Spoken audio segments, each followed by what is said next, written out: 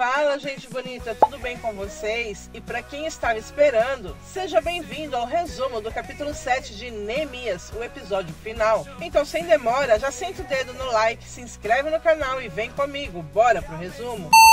O episódio começa com Sanbalat, com todo aquele sorriso sarcástico, dizendo: "Olá, Neemias." Mas Neemias, não muito receptivo, pergunta o que ele está fazendo lá. E Tobias pergunta por que não estaria ali. Se Sanbalat é israelita e sua esposa também é israelita, assim como sua nora. Então eles se acham no direito de estarem ali, pois se tornaram parte do povo através do casamento. A cena corta para Hatak, que diz que esqueceu um trecho importante da história e volta então para ela, para onde Esdras está lendo a lei de Moisés, e diz que nenhum amonita ou moabita entrará na Assembleia do Senhor, nem ainda a sua 10ª geração entrará na Assembleia do Senhor eternamente, porque não foram ao encontro de vocês com pão e água no caminho, quando vocês estavam saindo do Egito, e porque contrataram Balaão, filho de Beor, de Petor, na Mesopotâmia, para amaldiçoar vocês.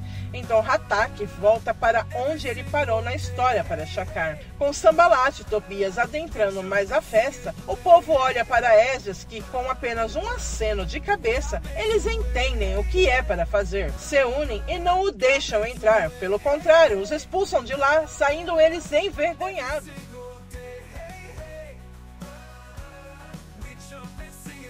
Por causa de tudo que foi ensinado naquele dia, fizeram uma aliança fiel por escrito, que guardariam e cumpririam todos os mandamentos do Senhor, seus juízos e estatutos. E as autoridades, levitas e sacerdotes puseram seus selos sobre ela. Ainda no mesmo dia foram nomeados homens para as câmaras dos tesouros, das ofertas, das primícias e dos dízimos, para recolherem nela as poções designadas pela lei. E os chefes do povo ficaram morando em Jerusalém, mas o resto do povo fizeram um sorteio, para que um de cada 10 morasse na santa cidade de Jerusalém. E assim foi a dedicação dos muros, festa e muita alegria, porque o povo tinha se voltado para Deus. Neemias passa e observa a felicidade do povo. É quando ele fala que seu trabalho ali está feito. Chegou a hora de voltar para Suzã. Então ele faz um discurso. Ele iria dizer algumas palavras sobre o significado desse dia e o significado de cada dia que cada um deles passaram ali com ele. Mas melhor do que palavras de despedida é falar com aquele que nunca os deixou. Então Neemias faz uma oração de gratidão a Deus e agradece ao Pai, pois nenhum deles poderiam ter feito o que eles veem ali naquele momento. Glorifica a Deus, pois só Ele é o Senhor. Tu fizeste os céus dos céus, e todo o seu exército, a terra e tudo que nela há, os mares e tudo que há neles. Tu conservas a todos com vida, e os exércitos dos céus te adoram, e nós também te adoramos, Senhor.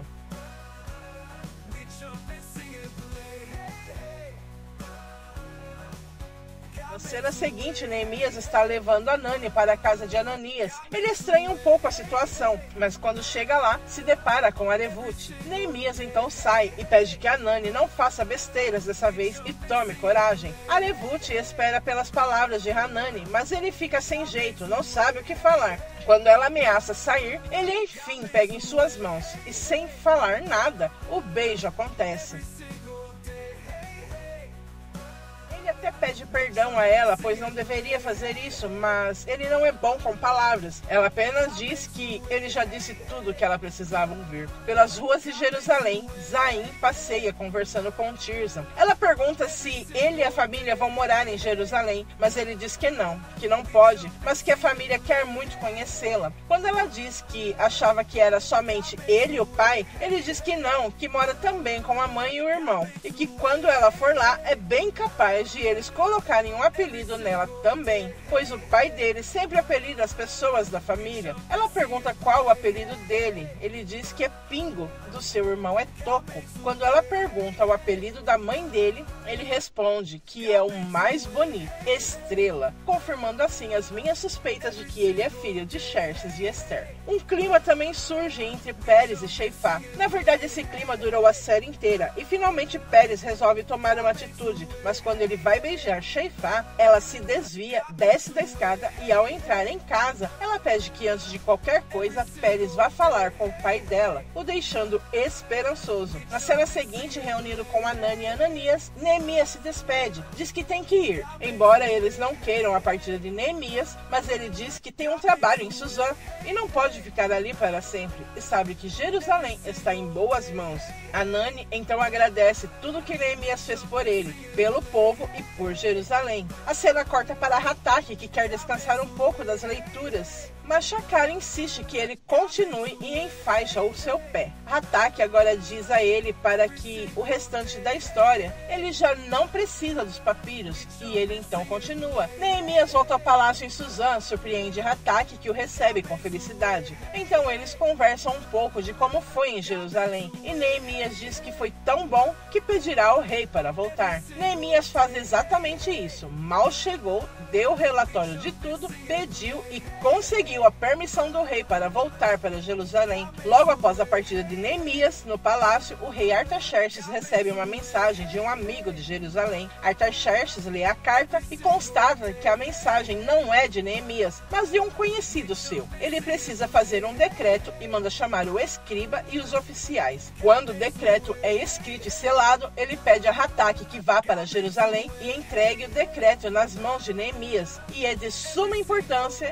que não caia nas mãos de mais ninguém. Nos aposentos do rei, ele continua a ler a mensagem recebida. É de seu pai, o rei Xerxes. Ele arriscou mandar essa mensagem para ele, pois somente ele poderia fazer o que era preciso em relação à questão inquirida na mensagem. Ele relata sobre o que o governador de Samaria, ou seja, Sambalate, e os que trabalham para ele fez. Eles e Sambalate conspiraram para destruir a cidade e denuncia que foram eles que tiraram a vida dos homens e colocaram fogo na cidade. E ainda é conciso, dizendo que a informação é segura, senão não a teria enviado. Como Sambalate é um oficial do rei, somente ele, Artaxerxes, poderia decretar a destituição e morte dele e de seus comparsas. Terminando a mensagem, o rei Xerxes diz uma frase que é crucial para Artaxerxes: eu te perdoo, meu filho. Ele sabe que Artaxerxes fez o que fez, pois acreditava estar defendendo a vida do rei. Estava fazendo justiça por ele e pede que ele se perdoe também. E termina dizendo que o ama. No caminho para Jerusalém, a comitiva do rei, em que está Hatach, é atacada. São os homens de Sambalate que os interpelam e tentam a todo custo impedir que o decreto do rei chegue ao seu destino. Quando Gesem avança sobre Hatach, ele é impedido pelos guardas, e isso proporciona a Hatach a chance de fuga, e é o que ele faz. E voltamos ao início do primeiro episódio da série. Hatach corre, se encontra machucado e está sendo perseguido, quando então cai e desfalece. Então Hatach chega ao fim das histórias que estão com ele. Mas Shakar não se contenta. Diz que ele pode não saber o resto da história, que é de quando Neemias foi a segunda vez para Jerusalém. Mas ele sabe. Hatach desdenha, mas Shakar começa a contar. Neemias chega na cidade, cumprimenta todos, mas eles estão arredios. Assustados, não esperavam a volta de Neemias. Neemias percebe que há algo errado. Anani e Ananias avista ele, o chama e dizem aliviados que foi Deus quem o levou de volta ali. Começam a explicar algo que aconteceu, mas tudo enrolado. Tentaram impedir, mas não puderam, afinal ele é autoridade espiritual. Neemias os interrompe e pergunta do que eles estão falando. É quando contam tudo. Neemias segue para o templo furioso.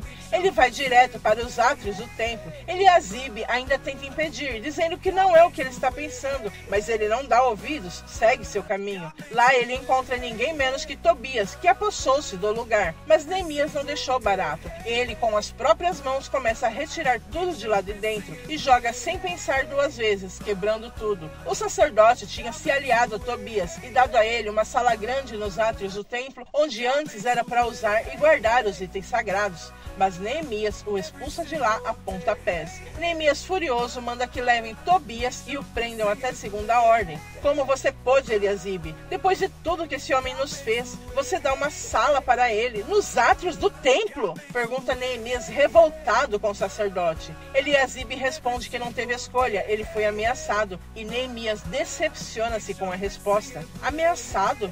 Teve medo mesmo diante da visão de tudo que Deus fez, e Neemias, sem paciência, expulsa também os sacerdotes de lá. Além de tudo isso, ele descobriu que o povo já não guardava mais o sábado, e muitos haviam se casado com estrangeiras. Ele vê Jonathan com uma mulher e pergunta quem é. Ela é filha de Sambalate, e o outro se casou com uma estrangeira. E Neemias, com raiva, vai para cima deles, arrancando até mesmo os cabelos e barbas de alguns. Hataque não acredita em Shakar, mas no meio da discussão entre a história ser verdade ou não, Hataque fica zonzo e cai no sono. Então Hataque se levanta num rompante, ainda zonzo, e nesse momento Neemias chega com os guardas. Neemias o abraça e Hataque devolve o abraço, aliviado. Só que Hataque fica confuso, procura por Shakar, mas ele não está lá. Pergunta a Neemias onde está o menino, mas Neemias não entende e pergunta que menino. Hataque diz que havia um menino com ele. Quem te avisou que eu estava? Pergunta Hataque a Neemias, mas Neemias diz que foram os soldados que avisaram ele, que eles tinham sido atacados e saíram correndo.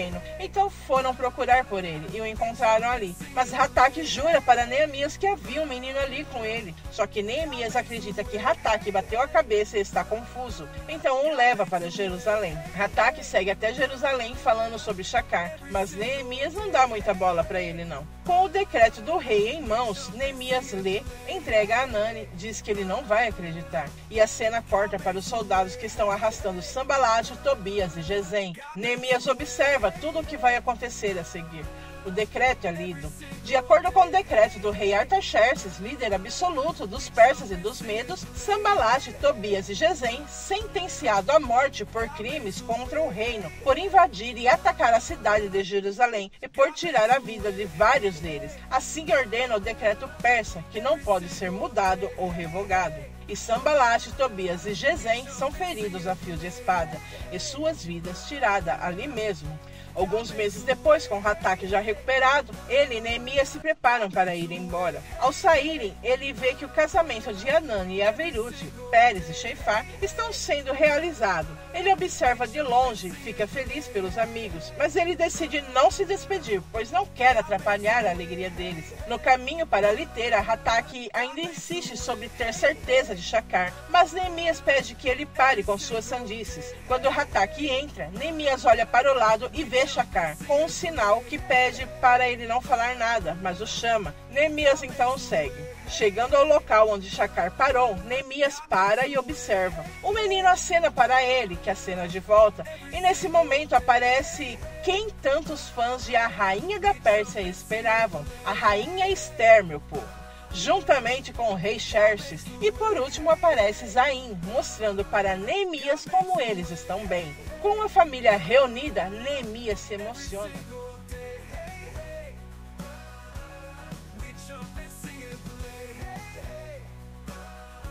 Acena para eles, que acenam de volta.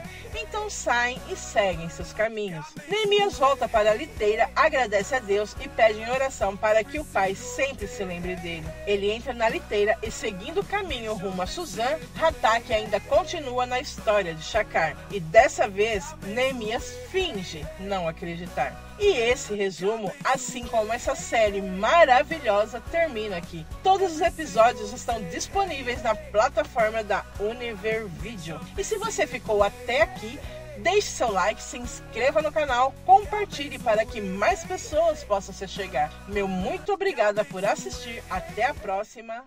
Tchau!